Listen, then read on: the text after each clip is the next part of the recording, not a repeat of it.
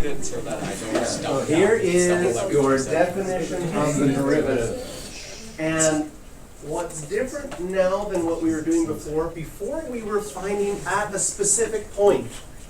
Like when x was 3 or when x was 5, and we were finding the instantaneous rate at that point.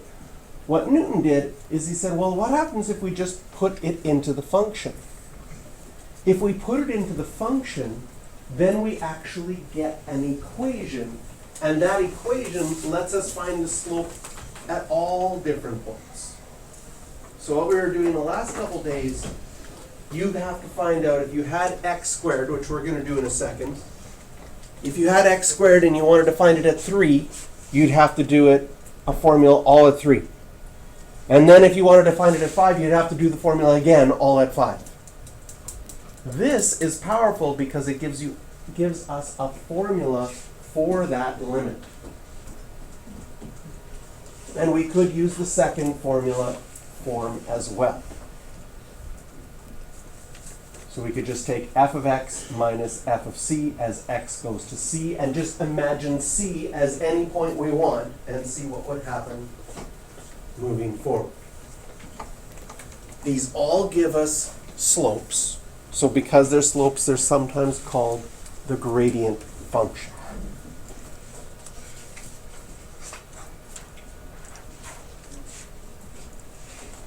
So notation-wise,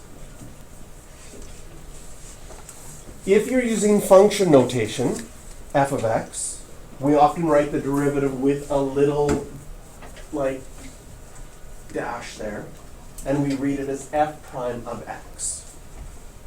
So when we're finding the derivative, we use a little dash between the f and the x. Same thing if you're just using y, you can write y prime. And Leibniz used dy dx, sort of this idea that d was change in y over change in x. So we've got two different notations, Leibniz's notation, and we've got Newton's notation. And they're both really helpful in different places. So one of the reasons that calculus is often referred to as those two mathematicians is because we use aspects, they both sort of found it, the same idea, at relatively the same time.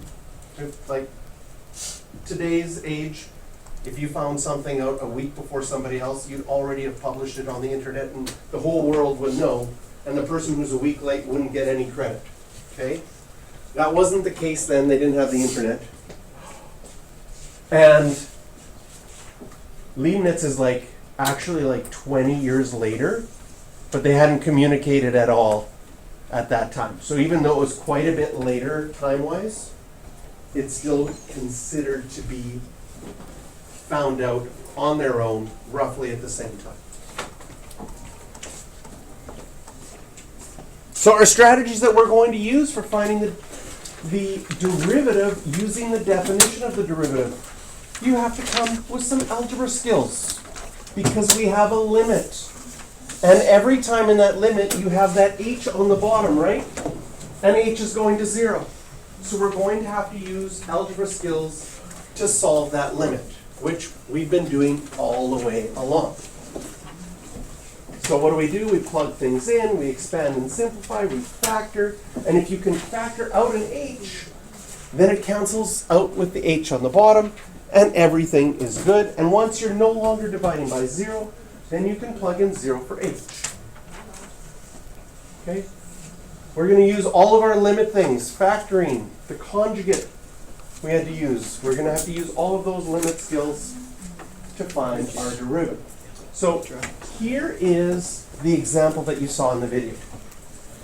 F of x equals x squared. And we want to find the derivative's formula.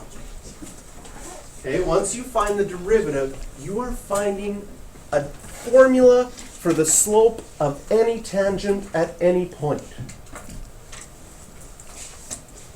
So we look at our equation.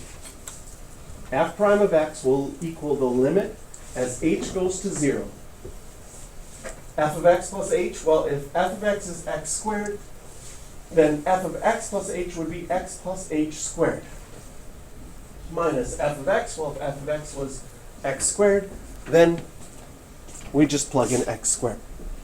And we do our algebra, multiply things out nicely. Those would go away, leaving you with just 2xh plus h squared in your numerator. Well, I'll try to talk more like AI in a second. Okay? That allows you to factor out the h, giving you h, 2x plus h, all in brackets. And our h is now nicely simplified. And now you can evaluate your limit, because now you can plug in 0 for h, and you just get 2x. This is super powerful, because here is x squared.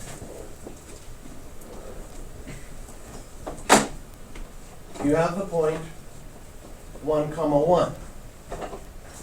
I can draw a tangent there. I have the point 2, 4. I can draw a tangent. Wow, maybe I can't. I can draw a tangent line there. And because we figured out using the definition of the derivative is all of those slopes as a formula. So when x is 1, I'm going to get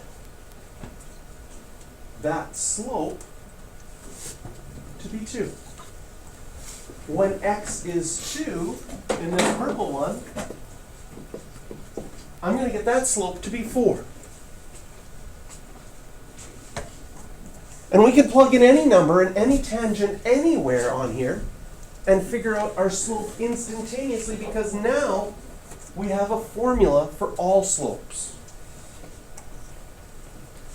Whereas before, when we were figuring out the tangent, we were doing specific points one at a time. And you'd have to do the formula separately for every single one. This is way more powerful, because now we're getting a formula for all of the slopes.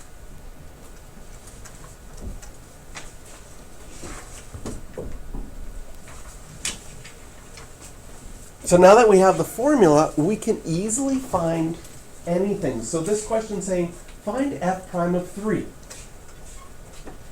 Well, we know that f prime of x was 2x. So if I just plug in x, I know that the slope is going to be 6. Describing that meaning, we would say 6 is the slope of the tangent line when x is equal to 3. And drawing the picture of that, that is what's happening.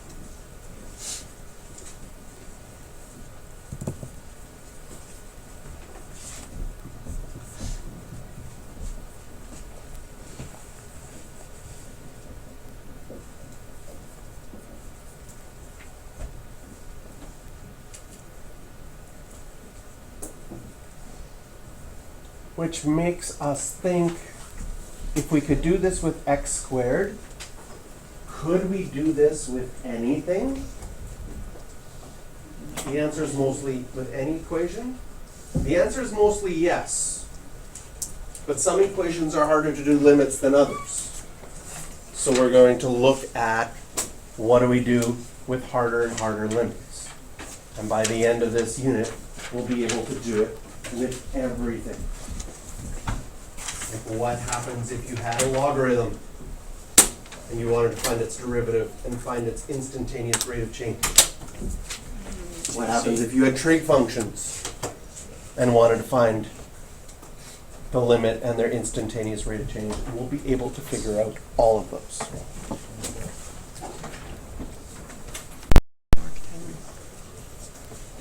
What happens if you have a square root? Well, Newton's quotient would say we do the limit as x goes to 0. And we have to do, and I'll write it off to the side here. I'll write actual Newton's quotient. Do you see that this is just your difference? We did this in the very first unit. Our difference equation. f of x plus h. So what do you do with f of x plus h? You just plug in an x plus h for the x. So we'd have 3 root x plus h minus 3 root x all over h. What does this allow us to do? Okay, we need to use our algebra skills to get rid of that h. What algebra thing did you learn with a bunch of square roots? The conjugate. So we use the conjugate. Now, when using the conjugate, you're definitely going to multiply out the top because it makes a nice difference of squares. That's the whole purpose of using the conjugate.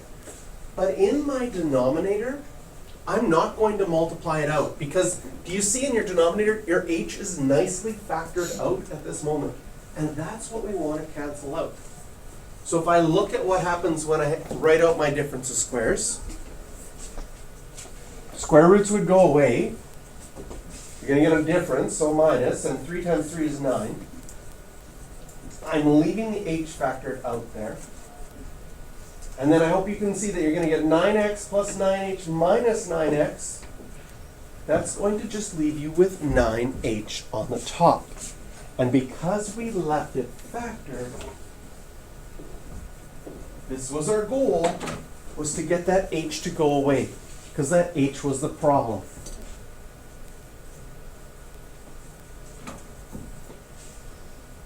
Once that h is gone, can I plug it in now? Or will I still have 0 on the bottom?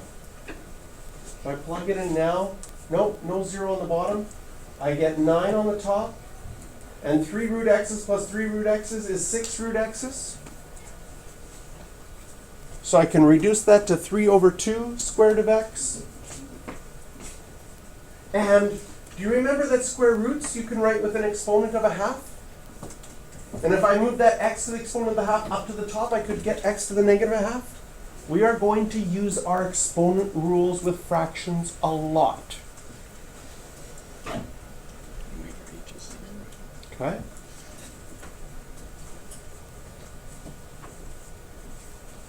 You could also rationalize the denominator. Now the reason I show you the black answer, the green answer, and the blue answer is because a big portion of your exam for the AP Calculus is multiple choice.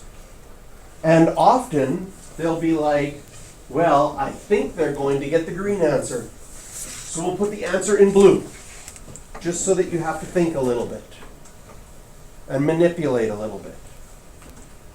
So we'll often see that in multiple choice questions. Now, it's very important that we understand the definition of the derivative and where things come from. Okay? The power of calculus is, how long did anybody time this? What do you think we took about 3 or 4 minutes to do this question? Maybe? 3 or 4 minutes? Okay? I'm going to teach you a technique. So if we said 4 minutes, that's like 240 seconds. Okay? I'm going to teach you techniques in this class that will save you 235 of those 240 seconds, which is pretty powerful stuff. You're basically going to be able to look at this question and within 5 seconds write one of these answers. But we have to learn those specialty techniques, and that is another huge, powerful thing that Newton found. Not only did he find out this thing, but he found out shortcuts. And that's significant, right? Like we have things right now, we are actually living in an age where new technology is saving us 95% of the time it used to take us. Maybe even more, right?